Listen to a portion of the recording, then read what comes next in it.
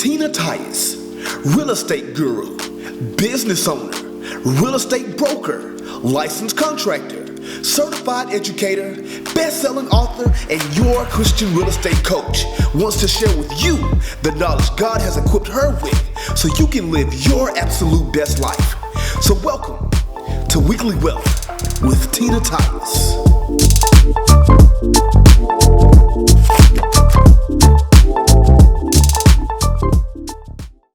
Hi guys, this is Tina Tyus, your Christian real estate coach.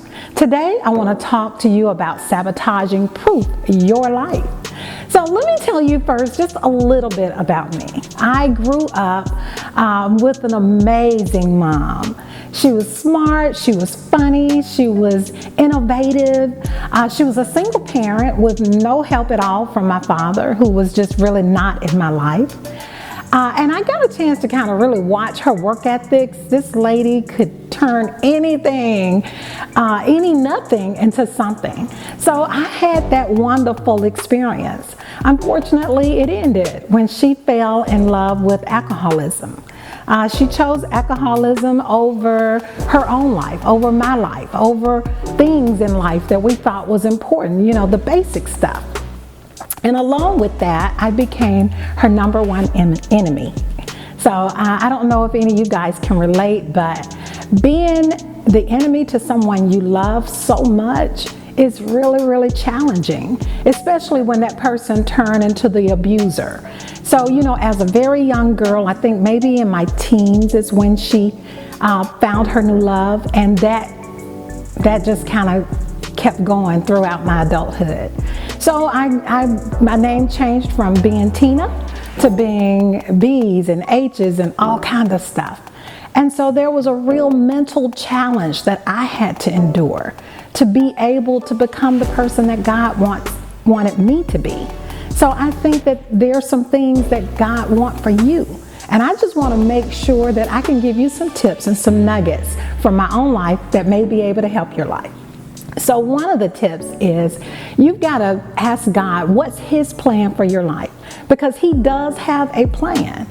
Now, the enemy comes to kill, steal, and destroy. He doesn't care who he uses to make that happen.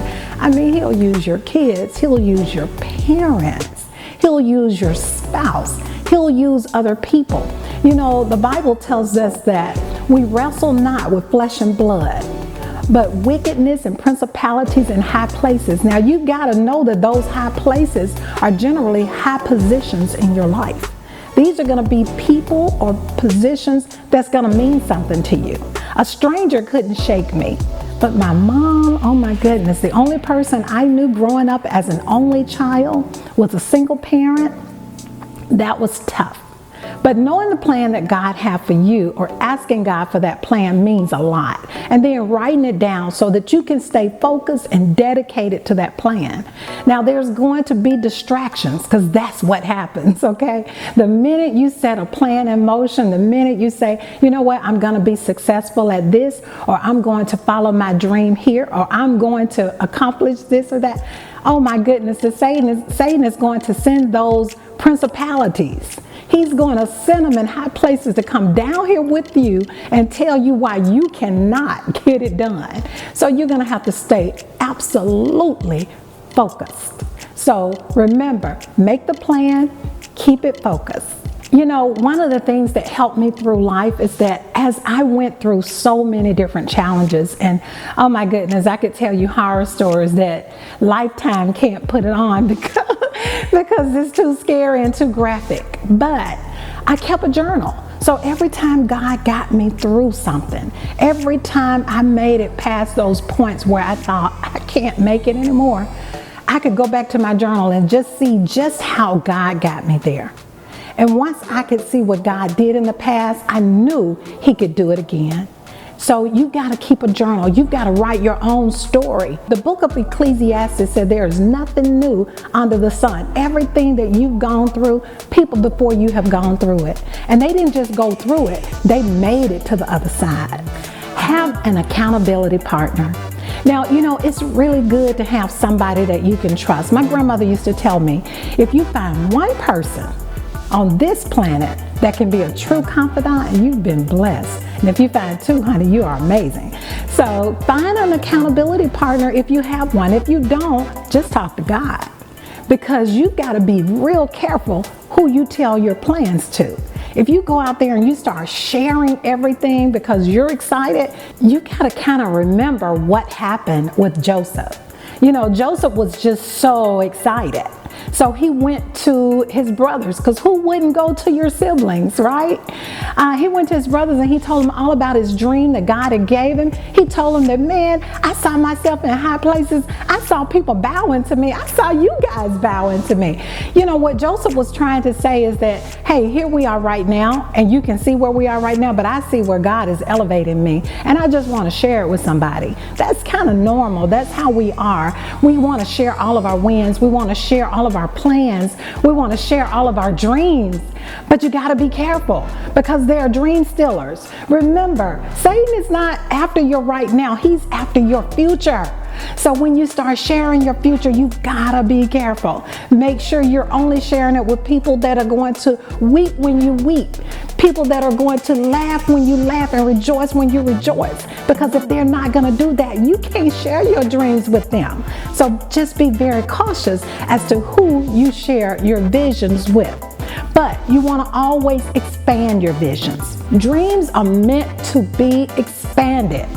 I keep a vision board. I want to know where I'm going to be 10 years from now. But I want to know, if I'm going 10 years down the road, where do I need to be in 5 years? And then what do I need to be next year? And what do I need to be next month? What do I need to be doing today to make sure next year happens? You see what I mean? So every day you need to do something that's going to promote your dream.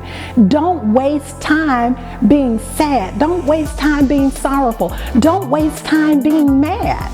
Oh my goodness, there are things that my mother has done in my life, and not just my mom. You know, it comes in a droll. You know, it can't be just mom. It's got to be the other people that Satan's sent to back up that power, right? He's not going to just send one enemy. He's not going to send one devil. He's going to send you a whole lot of devils.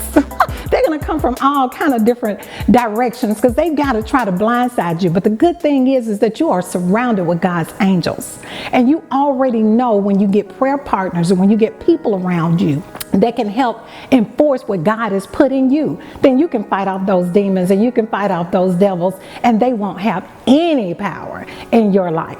But you do have to keep advancing your dreams. Change them. Once you get to some type of accomplishment, you've got to celebrate it. Celebrate the little bitty wins. You know, I can remember one time my mother decided that she wanted to do a yard sale. And being a real estate investor, I have a lot of properties. But I was young and I wasn't doing it the right way. I had houses and I had mortgages. If you're doing that, that's the wrong way, okay? You need to have houses free of mortgages. And yeah, God can do that. He does that. So at any rate, my mom wanted to do a yard sale. This was a house I had a mortgage on. It was on a busy street. And I said, sure, okay, go right ahead. My husband, who never says anything, he's the support king, thank God, said, oh, is that a smart decision? And you know, you go through a period where you try to buy the love of those people you want. So I was in that purchasing mode. I was buying her love. So the answer to everything was yes. So she did the yard sale. Make a long story short, 5 months later, I had to beg her to move out of the house that she just literally took from me. She didn't need it for a residence. She just took it. So, you know, those are the type things that we have to make sure that we're guarding against. I wanted to be angry. I was so disappointed, but I chose to forgive her. I chose to forgive her over and over and over again. I have forgiven her today, because unforgiveness stops your blessings. It can absolutely sabotage your future. Unforgiveness causes you to have an uneasiness in your spirit that takes away your creative energies. And you can't afford that. You need your creativity. You need to be able to hear from God. God will not talk to you if you haven't forgiven your brother. You've got to. And sometimes you've got to go a little step further than saying, okay, I forgive you, but I ain't going to forget. You know, I know that one too. You've got to go and do something good for them. Oh yeah, you got to say kind words. You got to literally fight that evil with good, just like the Bible say. I keep the fruit of the Spirit all over my house. Because it's important that I understand that I have to have love, which is the absolute engine that fuels the fruit of the Spirit. I have to know that I need gentleness and I need greatness. I need goodness to be all over me. I need peace and patience and kindness. I need joy. I need the fruit of God's Spirit to be in me so I can have fruit. And then speak life into what you're doing. Just always speak life into your vision, speak life into your dream. When other people talk against it, just ignore them. I am really funny because I don't want someone else's lack of faith to take away mine. I'm not going to allow it. Another big enemy to you getting where you're supposed to be is procrastination.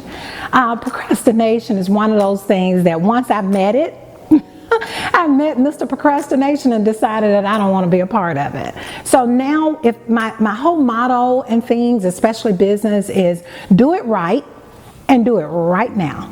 So if it's something you can do right now, do it right now. If it's something that's going to take a short period of time to accomplish it. Get up in the morning, knock out the emails, knock out the phone calls, just knock that stuff out. Do the thing that's hardest first, because then it frees you up so that your energy is good, okay? So you don't want those things because it's all that stuff that you dread doing or that you fear doing or that you fear rejection. Don't fear rejection. Do you understand that you've already rejected yourself when you don't get out there and ask for the order? You gotta tell people what you want. When I was dating my husband, he shared with me one day, he said, you know what I really like about you? And I'm thinking he's gonna say, your hair, your smile, something.